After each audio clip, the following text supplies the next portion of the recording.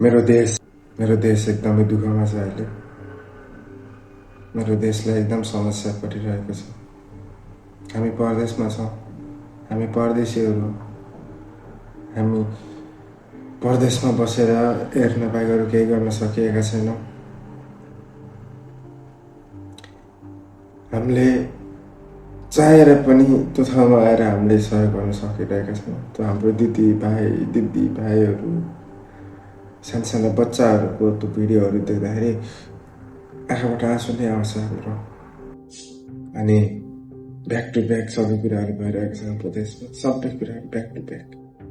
त्यो सानो बच्चाको केस सल्भ हुँदै थियो, त्यसपछि यो घटना घट्यो। हामी परदेशमा आएपछि बल्ल बुझ्यो कि देशको माया के हो, देश के हो, आफ्नो भाषा के हो, संस्कृति के हो भनेर।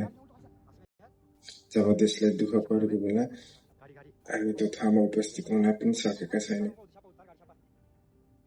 आशा गर्छु मेरो देश फेरि पहिले जस्तै नै होस्, एकदम खुसी, राम्रो। मबाट जति सहयोग हुन सक्थ्यो मैले गरेको छु।